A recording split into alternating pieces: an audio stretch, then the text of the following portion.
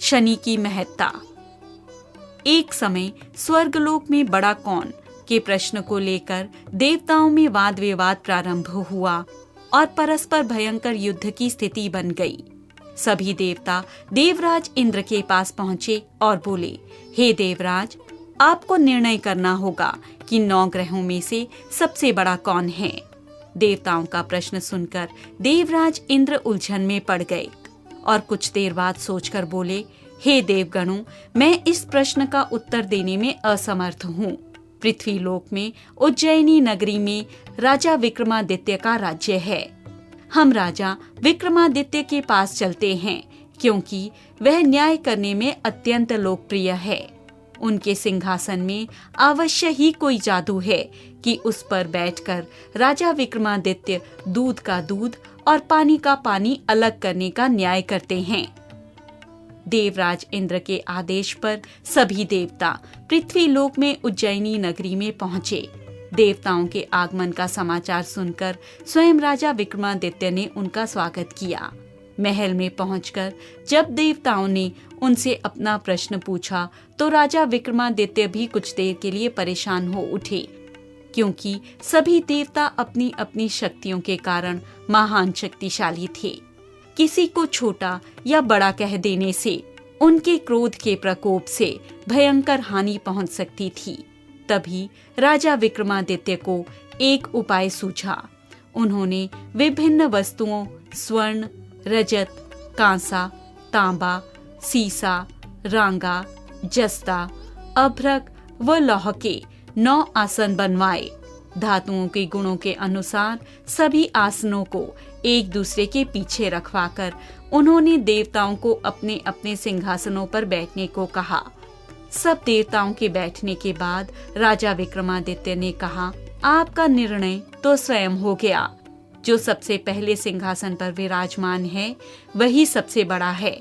और राजा विक्रमादित्य के निर्णय को सुनकर शनि देवता ने सबसे पीछे आसन पर बैठने के कारण अपने को छोटा जानकर क्रोधित होकर कहा, राजन, तुमने मुझे सबसे पीछे बैठाकर मेरा अपमान किया है।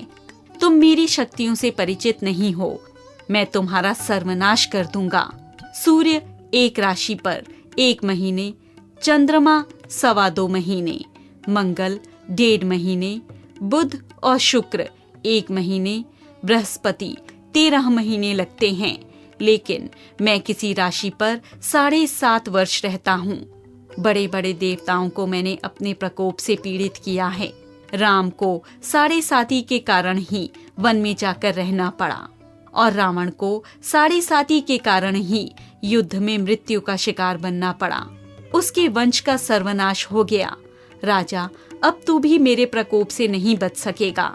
राजा विक्रमादित्य शनि देवता के प्रकोप से थोड़ा भयभीत तो हुए, लेकिन उन्होंने मन में विचार किया, मेरे भाग्य में जो लिखा होगा ज्यादा से ज्यादा वही तो होगा। फिर शनि के प्रकोप से भयभीत होने की आवश्यकता क्या है। उसके बाद अन्य ग्रहों के देवता तो प्रसन्नता के साथ वहां से चले गए, लेकिन शनिदेव बड़े क्रोध के साथ वहां से विदा हुए। राजा विक्रमादित्य पहले की ही तरह न्याय करते रहे। उनके राज्य में सभी स्त्री पुरुष बहुत आनंद से जीवन यापन कर रहे थे। कुछ दिन ऐसे ही बीत गए। उधर शनि देवता अपने अपमान को भूले नहीं थे। राजा विक्रमादित्य से बदला लेने के लिए एक दिन शनि देव ने घोड़े के व्यापारी का रूप धारण किया और बहुत से घोड़ों के साथ उज्जैनी नगरी में पहुंचे। राजा विक्रमादित्य ने राज्य में किसी घोड़े के व्यापारी के आने का समाचार सुना तो अपने अश्वपाल को कुछ घोड़े खरीदने के लिए भेजा। अश्वपाल ने वहां जाकर घोड़ों को देखा तो बहुत खुश हुआ, लेकिन घोड़ों का मूल्य सुनकर उसे बहुत परेशानी हुई। घोड़े बहुत कीमती थे। अश्वपाल ने जब वापस लौटकर इस संबंध में बताया तो राजा ने स्वयं जाकर एक सुंदर और शक्तिशाली घोड़े को पसंद किया। घोड़े की चाल देखने के लिए राजा उस घोड़े पर सवार हुआ तो वह घोड़ा बिजली की गति से दौड़ पड़ा। तेजी से दौड़ते हुए घोड़ा राजा को दूर जंगल में ले गया। फिर राजा को वहां गिराकर जंगल में कहीं गायब हो गया। राजा अपने नगर को लौटने के लिए जंगल में भटकने लगा, लेकिन उसे लौटने का कोई रास्ता नहीं मिला। राजा को भूख प्यास लग गई। बहुत घूमने पर उसे एक चरवाहा मिला।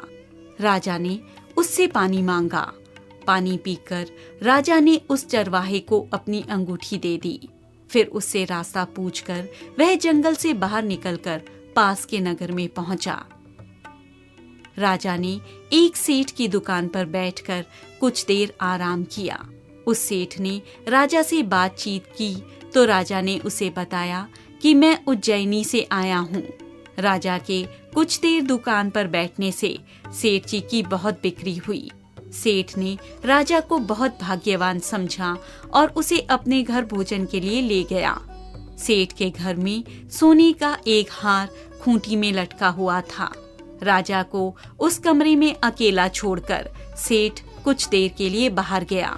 तभी एक आश्चर्यजनक घटना घटी। राजा के देखते देखते सोने के उस हार को खूंटी निकल गई। सेठ ने कमरे में लौटकर उस हार को गायब देखा तो चोरी का संदेह राजा पर ही किया, क्योंकि उस कमरे में राजा ही अकेला बैठा था। सेठ ने अपने नौकरों से कहा कि इस परदेसी को रस्सियों से बांधकर नगर के राजा के पास ले चलो। राजा ने विक्रमादित्य से हार के बारे में पूछा तो उसने बताया कि उसके देखते देखते ही खूंटी ने हार को निगल लिया था। इस पर राजा ने क्रोधित होकर चोरी के अपराध में विक्रमादित्य के हाथ पैर काटने का आदेश दे दिया। राजा विक्रमादित्य के हाथ पैर काटकर उसे नगर की सड़क पर छोड़ दिया गया। कुछ दिन बाद एक तेली उसे उठाकर अपने घर ले गया और उसे अपने कोल्हू पर बिठा दिया। राजा आवाज देकर बैलों को हाँकता और इसी तरह तेली का बैल चलता रहा और राजा को भोजन मिलता रहा। शनि के प्रकोप से 7.5 पूरी होने पर वर्षा ऋतु आरंभ हुई। राजा विक्रमादित्य एक रात मेघ मल्हार गा रहा था। तभी नगर के राजा की लड़की राजकुमारी मोहिनी रथ पर सवार उसी तेली के घर के पास से गुजरी। उसने मेघ मल्हार सुना तो उसे बहुत अच्छा लगा और दासी को भेजकर गाने वाले को बुलाकर लाने को कहा। दासी ने लौटकर राजकुमारी को अपंग राजा के विषय में सब कुछ बता दिया। राजकुमारी उसके मेघ मल्हार पर बहुत मोहित हुई, अतः उसने सब कुछ जानकर भी अपंग राजा से विवाह करने का निश्चय कर लिया। राजकुमारी ने जब अपने माता पिता से यह बात कही तो वे हैरान रह गए। राजा को लगा कि उसकी बेटी पागल हो गई है। रानी ने मोहिनी को समझाया, बेटी तेरे भाग्य में तो किसी राजा की रानी होना लिखा है, फिर तू उस अपंग से विवाह करके अपने पैर पर कुल्हाड़ी क्यों मार रही है।